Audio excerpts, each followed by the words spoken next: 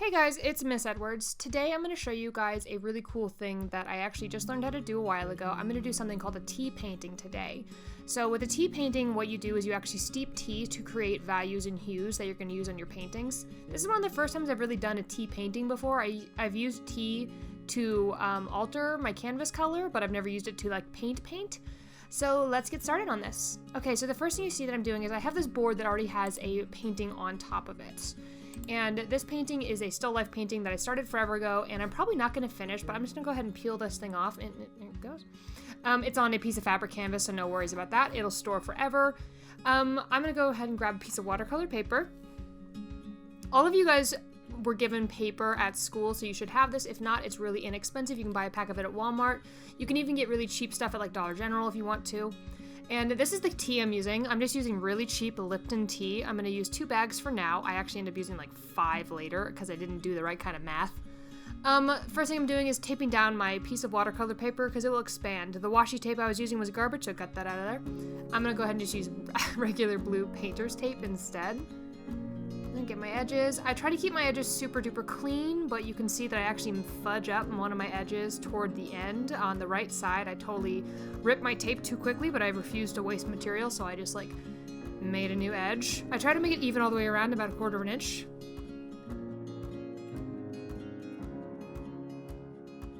I'm gonna go ahead and make myself a little border right here that I'm gonna use as a test paper. The paper I'm using is 9x12. You guys are most likely the paper I'm using is 11x14. You guys are most likely using 9x12, which is really easy. So I put my tea bags in my little jar, and I used a boiling lava hot water. You wanna use hot water or it will take forever to steep. So right now, what I'm gonna do is I'm gonna use this Vanity Fair magazine I have, and I'm trying to find a reference picture. And it's like a Star Wars one, so I was extra excited about it, but I found this a picture of Beyonce, and all I'm thinking about is that one guy from the Vine that just goes, "Oh my god, Beyonce," and then that's all I can think about. So I'm gonna use her as my reference. I'm gonna do a quick drawing of it, and by quick drawing, I probably spent the longest time actually just drawing this part. When working with watercolor, especially with working with a very light material like tea, you want to make sure you use just a normal pencil, something that's easy to erase, and something that kind of washes away.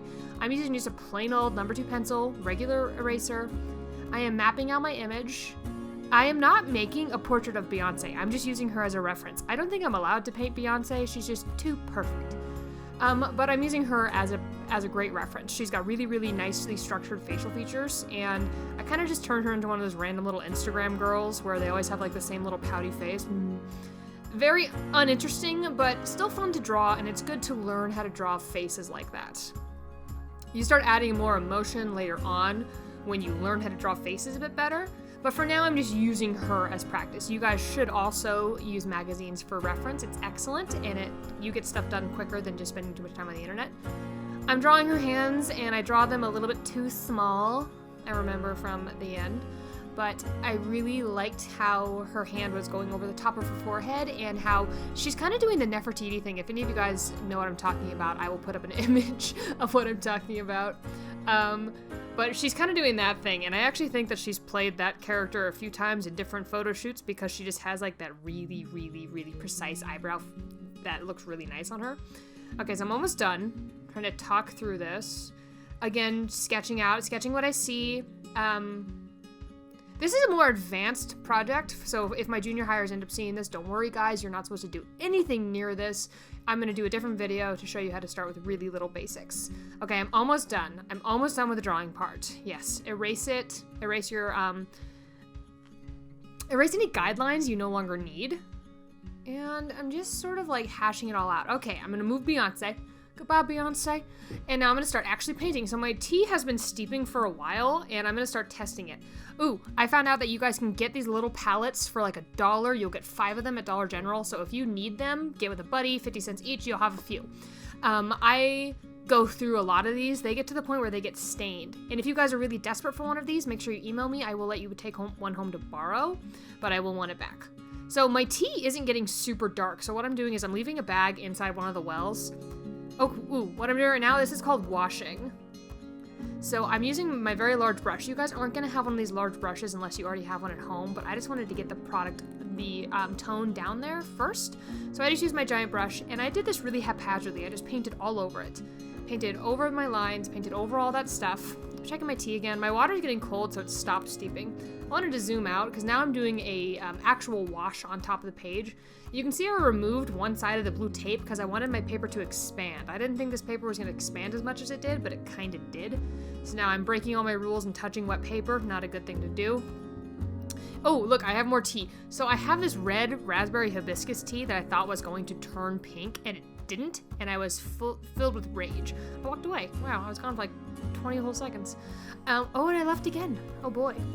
So, hairdryer. If you guys don't have a hairdryer in your house, then you're just gonna have to play the waiting game. I bought this hairdryer specifically for painting. I got it at the thrift store, so if any of you guys have an old cruddy one, you can always use one of those. So I'm still steeping tea, and this time I've got like 4 bags of tea going. I've got 2 in the other one, I've got 3 in that little white cup, and I'm still trying to get really dark colors. And I'm getting these nice, warm brown colors, and there's nothing wrong with that, but I just need something darker. Right now, this is a great middle value. This is a great easy value. I need something darker. Ooh, this tea. Okay, so this was 2 bags of Lipton and one of like the red raspberry hibiscus teas, and it made this really nice orange color, like really warm, really sweet. So what I'm doing now is I'm just using the other tea, and I'm blending out my watercolor. So if you guys have never used watercolor before, this is not a very good introductory video, but I can at least tell you how I start using it. When I was a kid, I used to think that watercolor was really unforgiving and it was a really hard medium to work with, but as an adult, I actually know that it's really a forgiving medium because you can kind of do something called scrubbing, where you can move the color and move everything around. And my cat just came in. You can move the color, move everything around really, really simply. So what I'm doing now is I'm blocking in my shadow shape, so I'm starting very lightly. With watercolor, you want to go from light to dark because you can build your colors that way. So I'm making sure I'm going from really lights to really to nice medium colors, and then I'm gonna add my darkest darks later. I can always get darker. And as someone who's taken a lot of professional watercolor classes, I swear I do this an entirely different way than anyone else does. Not that I'm unique or anything like that. I just think I do it wrong, but this way works for me really well. So this is the way I'm going to try to teach you guys. So I'm still laying in those colors. I'm still blending some of this stuff out. And when I say the word scrubbing, what that means is I have a clean brush. I have that brush and I clean it with regular water, and I just sort of move the brush around a lot. I make sure that I don't actually scrub it with any part of the metal on the brush. Like, you don't actually scrub it. Kind of think like little tiny circles. All right, did the hair dryer, moved my camera lower again because I noticed we were really far away, and the painting is dry at this time. I only have those 2 colors on it. I'm testing more colors. I break my rule in just a few minutes. Well, not my rule. I break the code where I no longer use the tea. Oh gosh, that was 4 bags of tea, and I just like squeezed them really hard into that palette to see if I can get anything darker, and I barely got anything darker, but I got these nice orange colors again, and they're dark enough that if you layer enough, you can really add some value. But it took like 4 or 5 layers. Like, I think this is the 5th layer right there, and it took a lot of layers to make it that color. You could keep going and eventually turn it to that color of the water, but it will take you a while, and you also might ruin your paint. You also could ruin your canvas really easy. And you can see that when I draw, when I paint or anything like that, I kind of haphazardly move around. You can see I'm just blending stuff out. I'm moving things around. With watercolor, you cannot go lighter. You can always go darker. So you have to be a little cautious about where you put your paint.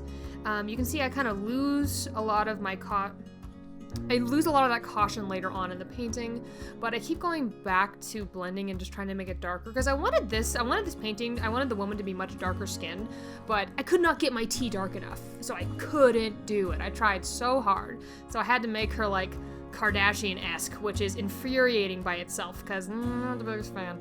And you guys know that. You know how much I dislike that. But still, pretty model, whatever. I can make this work. So I'm blending some more. I'm adding only the lighter and darker teas. I've actually stopped using clean water. I'm only using the tea now. So I'm just blending stuff in, finding my lights and darks, making things nice and smooth. You don't want any really hard cast shadows on the face because there aren't going to be too many. She's got that really nice cast shadow from her jaw to down to her neck. That's about it. And then there's a couple cast shadows on the hand. So I keep going backwards into the eye and into the, fingernails. I keep going backwards into the eye and into the lips. You guys will notice that a lot in these paintings where I will overwork certain areas like crazy. And I left again. Where did I go? where do I go during these filming moments? This is sped up 500 times, so it's like I'm gone for a good few minutes. I don't know where I went. So I'm still blending more, trying really hard to get that nose right, because noses are hard. Every now and again you can see there's like this little black flecks that get stuck onto the canvas. Those are tea leaves, because I popped one of the bags on accident, and they keep showing up. This is still getting a really nice, good, warm color out of tea, and it's an inexpensive material, and it just adds, like, I don't know what's so cute about it, but I just love that it's tea. I just think that's funny. All right, so I'm putting on her little head covering thing. I don't know what that would be called. I know in the Nefertiti thing, it's like an actual crown, but it's also a different word for a crown, and I don't know that word, so we're just gonna say head thing. This is her not crown. Yay. I left again. Oh my gosh. Okay, here we go. I'm breaking the rules. I went and got my box of watercolor tubes. So you guys aren't bringing any tubes home, but you guys are bringing home watercolor palettes, and you can use those as well. You won't have the color range that I have, but I actually only end up using burnt sienna and a little bit of Prussian blue. So burnt sienna is that brown color, and the color that comes with your watercolor packs is actually pretty close to that. You would add a tiny bit of red to get like a true burnt sienna. And I'll show you a video how to do that too. But again, this is a more advanced painting. So if you guys are my more advanced painters out there, or if you just really want to challenge yourself, this is a great starting point. Trying to do a portrait. So I'm mixing my color now, and I'm not using clean water. I'm still only using the tea. Oh, I remember this. It was like way too red, way too fast, and then I decided it looked too much like James Charles, and then I wanted to burn it, so instead I ended up like wiping the whole thing off, just blotted it with paper towels, and it's gone. Oh, that was scary. Didn't want to accidentally make James Charles. Nobody does. So I decided it needs to be way more brown. I'm going to stick to this nice warm color. So I'm adding that red to under the neck, because it added, using the right kind of tea color, it added this really nice glow to it. It just looks so sweet. And don't worry, I ruined it like 3 or 4 times before I get it totally right. Going into the eye again. And again, watercolor is actually surprisingly forgiving. I gave each of you about 10 pieces of watercolor paper a piece, and there's always more in the classroom, but I just wanted to give you something to start off with and make sure I still have some in that room in case we need to get any more. You guys can't just hoard the watercolor paper. You're not me. I'm not letting you do that. Don't be like me. All right, I'm throwing in more shadow shape around the nose and the brow ridge. Still using that nice red color. Not so bad. Yep, staying with the brow ridge, and I'm using the Beyonce picture still as a reference, but a lot of the shadows are very different now. I've kind of moved stuff around. I end up giving her a cast shadow on one side of the face and then on the other side, trying to make it look like it's like tilting, and it kind of worked. I really liked what I did to this cheek, and then I painted over it in like 20 minutes, so, just because it had, look at that. Look, I like gave her blush somehow. How did I do that? I don't even know how to do that in real life. As an art teacher, I can tell all of you guys that I don't know how to do real makeup. So I'm still blending stuff in. I'm trying to make it really soft and supple. This is gonna take a lot of trial and fail, and I'll do an entire video of how you guys start scrubbing and doing those things tomorrow.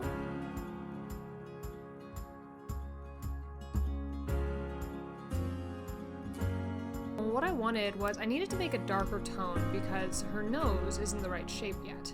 So to get that dark red tone, I really did have to use more of my watercolor paint, which you guys will have access to your own palettes, which you'll be able to use. I keep saying very sorry. So I'm still just blending, living that blender life. Going back and forth. It will take me quite a long time to actually get the lips totally right. I don't finish those until the very end. I wish I would have stopped right now on the lips and just moved on with my life, but no, I have that too much gene, so I just kept kind of scrubbing it and ruining it and changing it. But again, trial and fail. It's a lot of fun to give yourself this time to really express how you draw and really express how you paint, and just, you have to make some good mistakes to learn how to fix them.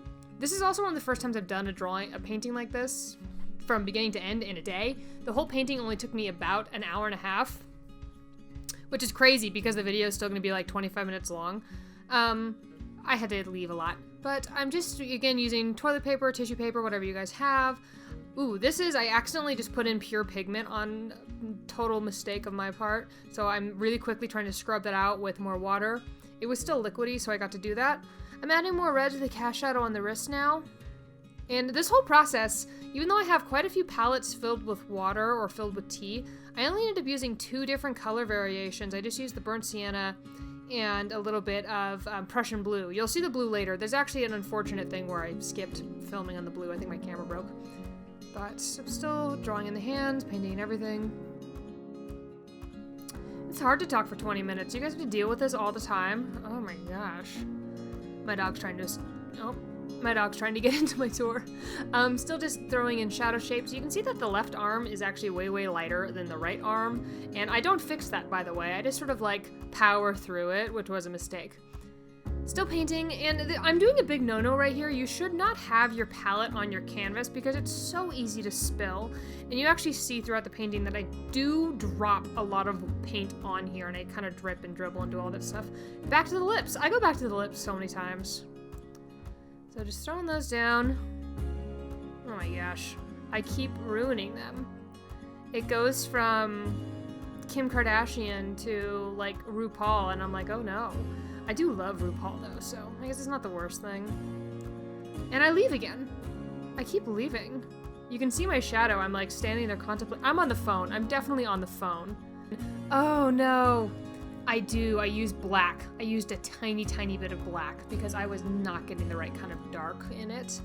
So I had to use some dark color. So I used black and then mixed it with the burnt sienna a little bit because I wanted to give her really nice eyelashes. And then I ruined them. Again, if I would have just stopped right there, it would have been okay, but no. No, it wasn't okay. Oh my gosh.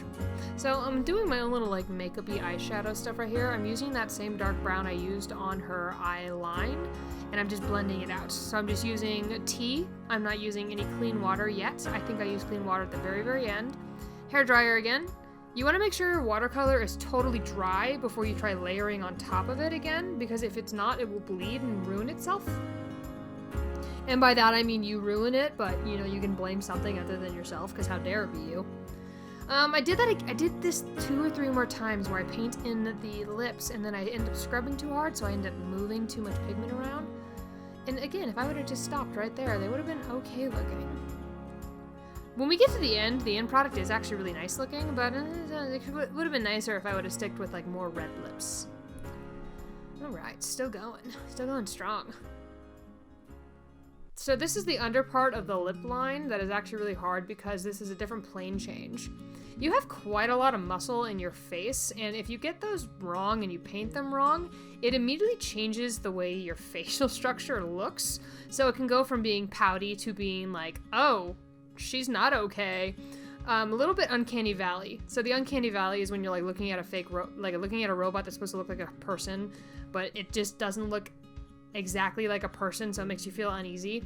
You can totally do that with a drawing, where if you just change one thing on accident, you can get really uncanny valley. And you're like, I don't like that.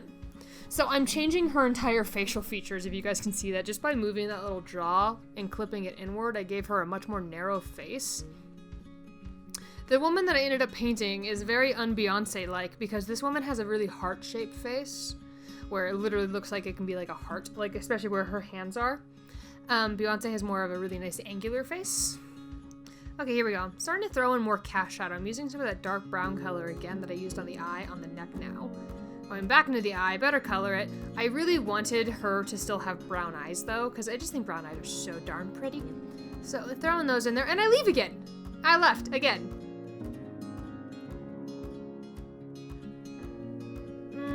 I'll get better at this, I promise.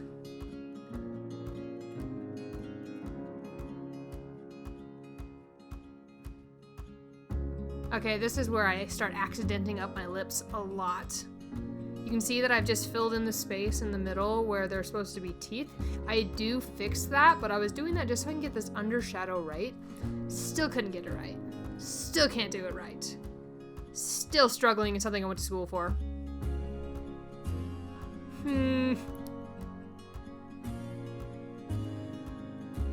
Sorry, I was just stunned into silence because it took me that long to mix paint.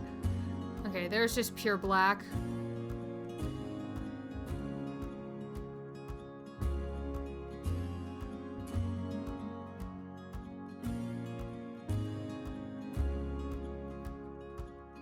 Alright, now I'm using black. Going in with the eyeliner. Sticking to like the Nefertiti look. And then proceed to ruin it. Oh, actually no, this is where I finally fix the nose. I ruined the eye again, but I do fix the nose, kind of. I let the nose dry so I could start scrubbing it. When you scrub it when it's dry, the color moves differently, but if you scrub it when it's wet, you can actually pull the paper up and ruin it. Oh my gosh. So I'm adding in the creases of where the eyelids are and under the brow area and underneath the eye. Because remember, there are planes under the eye. So you want to make sure you see those planal changes and throw in the darker and the lighter colors. So again, I'm still just blending. This is, most of portrait art is just blending and making sure you have your shadow shapes correct. There are very few true hard lines on a human face. I mean, you can draw them with hard lines. That's how most cartoon characters are made. But when you're drawing a portrait, you want something soft and subtle. So unless you're doing like a really hard cast shadow where it's like really, really high cheekbone and then just dark. Or I'm drying it off again because I want to start layering stuff down. There it is. That's where it broke. Okay, so there was an issue with my capture card, and so I missed almost the entire last half of the painting, which is very annoying. I'm sorry. You can just see that I added more to the eye. I just added black and then eyelashes, added a couple areas to the eyebrow, and I added a blue to the headdress. So the headdress, I just washed it with tea, which means I just covered it with tea, and then I added a little bit of Prussian blue to make those shadow shapes and colors, and I just scrubbed out the color. So I'm still just adding some value. I feel really bad that it skipped as hard as it did because this painting looked really cool in that little like transitionary phase.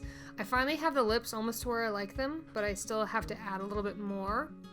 I need to add the gap. I'm not gonna do a lot of detail on the hands. I just think that they're okay as is. And I just want the focus of the painting to be the woman's face anyways. So I'm adding in a little bit more of that red color. I believe it's the red color. Ooh, no, I'm making the background color. So what I'm doing now is I'm mixing up the little bit of red and a little bit of that Prussian blue to make a nice dark purple color. And you can see that I use a little bit of extra tea using that large brush again. So right now I'm washing the area between her shoulder and her hand. This is just using the tea. This is the color the tea turned into. By the way, my room still smells like tea. Like, it won't go away. And then I'm adding the purple on top of it using wet on wet. So doing that kind of keeps the watercolor stuck. You kind of make a cage for it out of water. Save that and make that all clean and nice. Then I'm going to, there was a black cut for a second. Weird. Doing the other side. I had to leave, so the other side did dry. So that's why it looks so nice. Washing out this color, and we're almost done. We're finally almost done. I've been talking for 23 minutes. We're almost done. I really want to stop talking. Okay, I'm still just throwing in the purple. And the amazing part is we're still like 5 minutes from the end. Because the real painting starts coming out really nice when you get into like the nice detail stuff. We still have to add a few highlights in the dark areas and the irises. Still color washing. The tea actually turned into a really nice color. It would have been okay if I made this less purple. I'm actually a little mad I went so dark, but I was so desperate just to have a nice good silhouette shape that I wanted to add a dark to it. So I'm just throwing this down. You can see there's actually a puddle of the purple paint over on her right side. And it'll dry a little bit funny, but it won't ruin the painting. Still working, still working, still working. Man, how do YouTube artists do this? It is hard to talk this entire time. I guess it makes sense though, because usually when I watch like a YouTube artist, it's just them complaining about other YouTube artists, and I don't want to do that. I'll complain about my own artist. I'll complain about myself, thank you. Alright, we are almost done. Almost done. Need to fix the lips, need to wait for it to dry, and then we're like golden. So it's a little choppy on my end. I really hope this doesn't show up choppy when you guys have to watch this, but...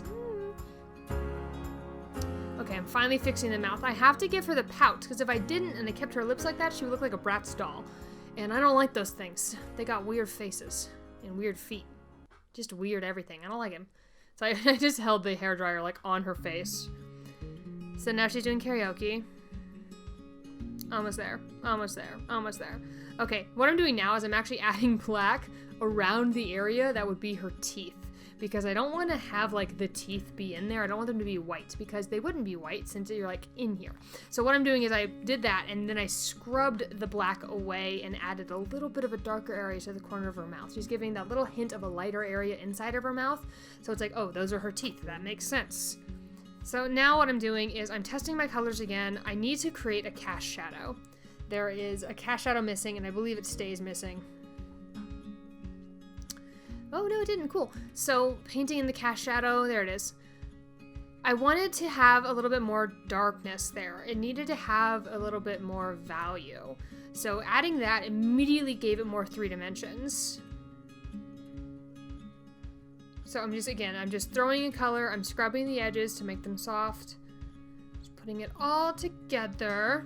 The cast shadow on her neck is incorrect, by the way, so don't feel like, oh, my dad, it's wrong. I know it's wrong. I couldn't fix it, because at the end, I mean, watercolor's forgiving, but it's not so forgiving that it can take away all of that.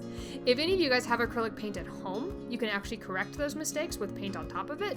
It will never look like a watercolor painting afterwards, but you can still, like, make it look fundamentally okay. And for someone who doesn't do a lot of watercolor portrait art, this is not terrible. It's not great, but it's not terrible.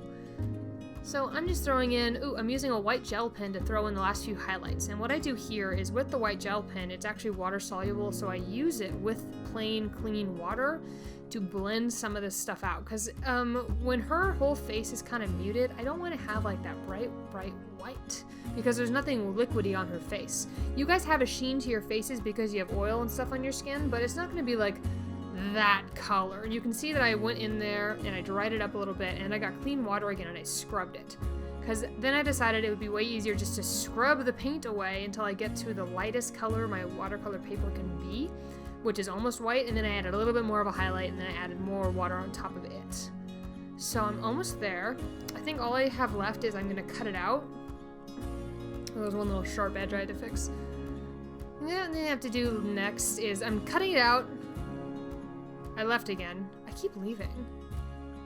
You guys are so lucky I don't abandon you during the day. Okay, got my X-Acto knife. If you guys do not have an X-Acto knife, don't worry about cutting things out. All I'm doing right now is cutting the tape. I'm not cutting the paper. I'm not cutting the board. I just wanted to cut the tape. For the most satisfying part of watercolor painting, the tape pull. Those are clean edges. So now I'm going to move all my stuff, rip that thing off. Now I'm going to cut it. I'm going to go ahead and grab the back of an old sketchbook. If I don't have a cutting board, doesn't matter. And then I'm going to cut it. Now it is a painting. Now it's beautiful. Left it all by itself. Oop, there is one more thing to do though. What you have to do is go ahead and flip that bad boy over. And you are going to sign your name. Yeah, so it's not that bad. It takes me a good 30 seconds to sign my name. But yeah, that was a more advanced project. If you guys want to follow along, please do. If you cannot, start with something more simplistic. I'll add more examples later. But have fun. I can't wait to actually see you guys in person again. See yas.